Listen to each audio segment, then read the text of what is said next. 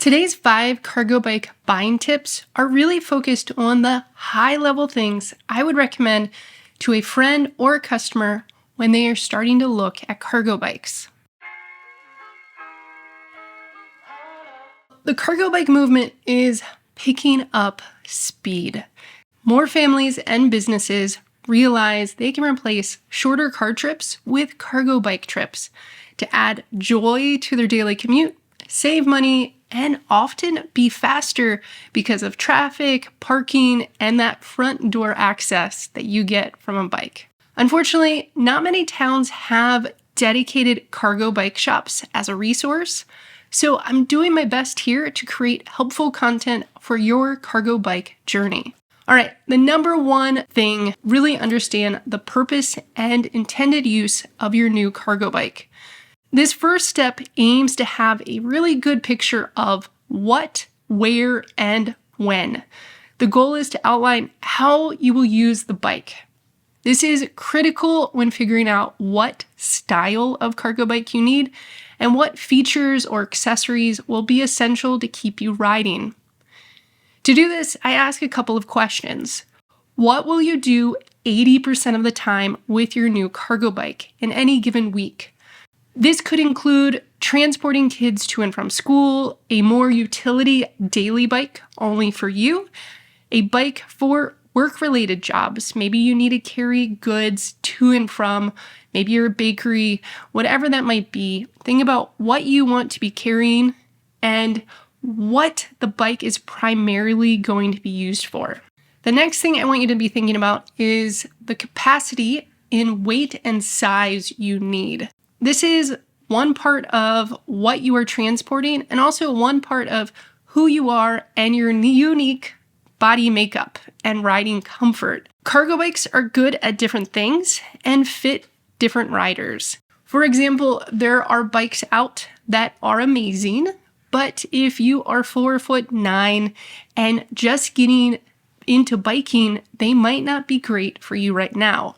All right, now that you have a picture of what you're going to be doing with it, where and when will you be riding it? Will it be paved city roads or gravel side paths? Will you ride when it's raining and snowing or only when the weather is ideal? How often do you hope to ride? A lot of these things will help you figure out what type of battery range you need, what type of accessories you need to keep your passengers or cargo dry and warm if you plan on riding year-round. And it'll also help you figure out what things you need to carry the goods. Do you need bags? Do you need straps? Do you need a cage system to keep your kids contained? If you feel you have a good handle on this, let's move on to what type of cargo bike you may need. There are 3 main cargo bike categories. That will be cargo bikes with cargo in the rear, and they come in different lengths. Cargo bikes with cargo in the front, and then trikes. And trikes can have cargo in the front or the back. Each one of these has their own unique advantages and disadvantages. If you haven't done so, I do recommend checking out my very long article covering all the nuances and different types of cargo bikes, and I'll link that in the comments below. If you're going with an e-cargo bike, another thing you need to understand are the electric bike system options. This is super important. You should consider how much assistance you need. So that's going to probably be the torque and then available assistance percentage, how much range you might need from your battery or batteries. The last hidden feature I can't emphasize enough is safety. You want your cargo bike tested to DIN 79010. This means it has been tested for transporting goods and passengers, and this is the whole bike, not just the rear frame. The other thing you want to be looking for is your electrical system is certified to at least UL 2771 for the battery. But personally, I don't review or store anything in my garage other than UL 2879. When I owned a cargo bike shop, my insurance started requiring UL 2879 to make sure my shop and all my goods were safe. Let's move on to cargo bike maintenance and storage. Some cargo bikes are super small and compact, allowing them to be stored inside your living room standing up. You can find easy parking at the grocery store using normal bike rack, and they fit into your local bike shop's work stand. Other cargo bikes, like a large Urban Arrow, require dedicated work stands and full-on parking spots. There are a few things I ask folks to think about when they're thinking about maintenance and storage. Where are you going to be parking at your major destinations? So this might be work, at home. And then, is your local bike shop set up to service the cargo bike you're interested in? Some local bike shops can't work on direct-to-consumer cargo bikes due to insurance requirements, and others simply don't have the room or specialized stands and tools.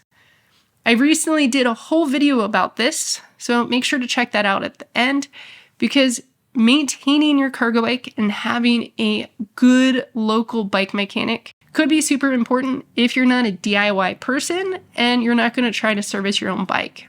So make sure you're buying a bike that can be serviced locally or that you can work on yourself. The next big bucket is cargo bike budget considerations. I've come to find that there are typically two types of buyers that used to walk into my shop. The first category is interested but concerned. They came in to find a local resource that knows a lot about cargo bikes. They're either on a really tight budget or they just don't know if this cargo bike thing is for them. And for that customer, I typically recommend trying to find a used, high quality cargo bike if they can, working with a local bike shop to check it over. If you cannot find that and you go with a lower price direct-to-consumer bike, just keep in mind that these are typically designed to last 1 to 2 years. And I can tell you this because they have 1 to 2 year warranties. If they were designing bikes for longer term use and longevity, they would have a longer warranty on them.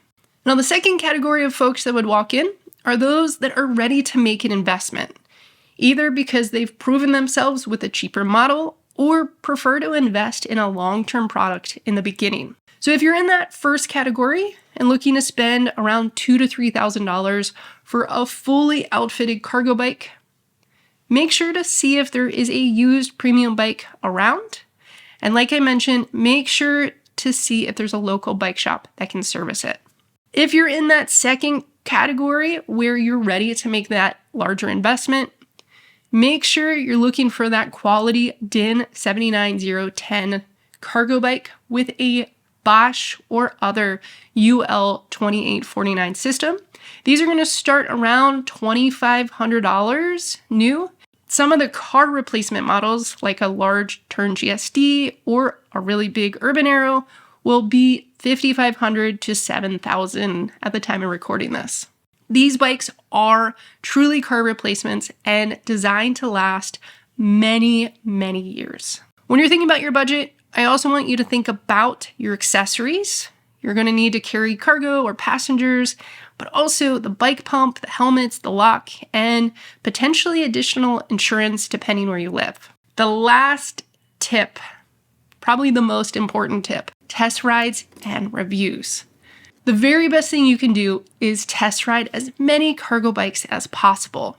If you don't have a dedicated cargo bike shop near you, post on local Facebook or Reddit groups to find owners near you. Compare the warranties, customer support, and available service centers of different brands.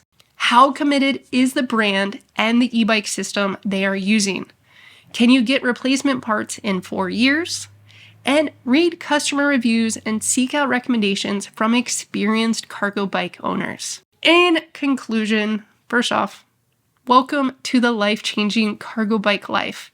You'll experience your community and relationships with others, like your kids or spouse, much differently from the seat of a bike. Research, test ride, and please reach out if you need any additional help. All right, if you found this helpful, please hit subscribe and let me know in the comments where you are in your cargo bike journey. I'm going to put a few other videos right here to get you going to find that perfect bike. All right, until next time, stay well, stay good, and remember to bike more and worry less.